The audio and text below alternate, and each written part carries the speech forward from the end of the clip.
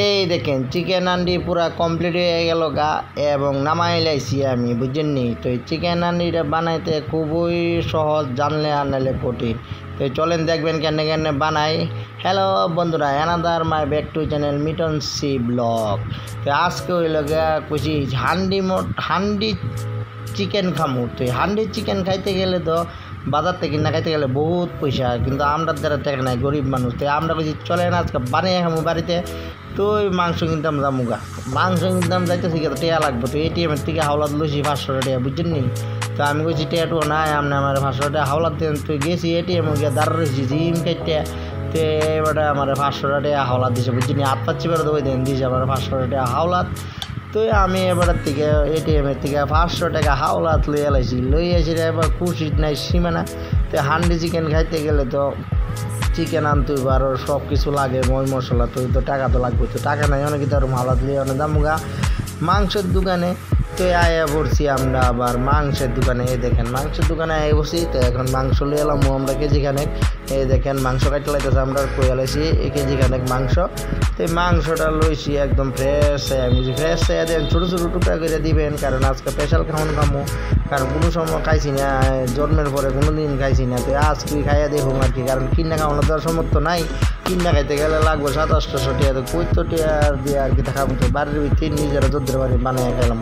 তারপরে গেছি গিয়া তো আপনার হান্ডি কিনতাম গিয়েছিল কোনো গানা হান্ডি বিনা। তো লইয়া লাইছি গরুই একটা, আমি কাছে গরুই বেড়ে খাইলাম মাটি বিল্লা কথা। তাই অবশ্যই ফেস কাটতাম বেডে, তোর ফেস কাটা কি পুরুষ লোকে পারেনি হয়ে দেন। আমি কি কান্দা দুঃখের কান্দা ফেস কাটতে বুঝিনি, সুহের জল দেওয়া রাখতেন না, ট্যাপ ট্যাপাই বেড়ে দিতে থাকে। কিন্তু খাইতে দুইবার যে হান্ডি মটন, তো ওইলে তো কাম তুই তো কাজ দেখুন দুই আবার করলাম আর কি। তো এই দেখেন রেডি করে লাইছি সব যা লাগবে হান্ডির ভিতরে দিতেই, যা কিছু আছে পেস্ট কুচি আলু সব কিছু। এই দেখেন সব মই মশলা একটা করে দিয়ে যাইতেছি, দিয়ে সেটা ভালো করে এটা ম্যারিনেট করুন, বুঝলেন নি।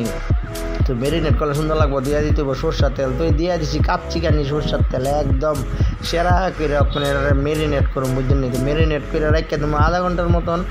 এর পরে দেখেন দিয়েছি পেস্ট কুচি অর্ধেক, আর অর্ধেক রেখে দিয়েছি হান্ডির দিয়ে অনেক লেগে। তো ভালো করে ম্যারিনেট করতেছি এবং হান্ডির ভিতরে তেল দিয়ে বয় দিছি। হান্ডির ভিতরে দিয়ে দেবো এবার তেল তেল দিয়ে দিছি, মনে করেন 500 গ্রামের মতন তেল দিয়ে দিছি। তো তেল দেওয়ানোর পরে ম্যারিনেট করে রাখছে আধা ঘন্টা। তেল দেওয়ানোর পরে দিয়ে দেবো আপনি তেজপাতা, বড় বড় তেজপাতা দিয়ে দিচ্ছি 2টা। তেজপাতা দেওয়ানোর পরে আপনি আসলে দেখছেন কি সুন্দর সুন্দর করে দিয়ে দিতেছি। এবার দিয়ে দেবো এলাচি আর দারচিনি আস্তে করে দিয়ে দিছি। তারপরে আপনি দিয়ে দেবো মরিচ আর কি, শুকনো মরিচ পরিমাণ মতো দিয়ে দিছি। শুকনো মরিচ দেওয়ার পরে দিয়ে দেবো আস্তে রসুন লগে, আস্তে রসুন দিছি পরে দিই হান্ডি মটনের স্ট্যান্ড একটু বাড়িতে আছে। তারপরে ফেস কুচি আরও দিয়ে দিছি 500 গ্রাম, কারণ 1 কেজি মাংস লগে ফেস কুচি 500 লাগবেই। তো সুন্দর করে দিয়ে দিছি, দেওয়ানোর পরে এবং মাংস যেটা ম্যারিনেট করে রাখছি সব দিয়ে একটা করে ধোয়াইতে আসি, কারণ আজকে হান্ডি মটন বানাই খামো। তুই বুঝছেন নি, খাইতে গেলে তো পরিশ্রম করতেই হইব। তুই পরিশ্রম করতেছি নিজেই বানায় খাইতেছি, যেমন পারি এমন তো বানাইতেই হইব। জানি কেমন হয়েছে জানি না, আপনারা কইেন কেমন হয়েছে কমেন্টে। তো একটা করে ভালো করে সেটা একদম মিশিয়ে সব ধোয়াই দিছি, পুরো 1 কেজি মাংস দিছি ধোয়াইয়া।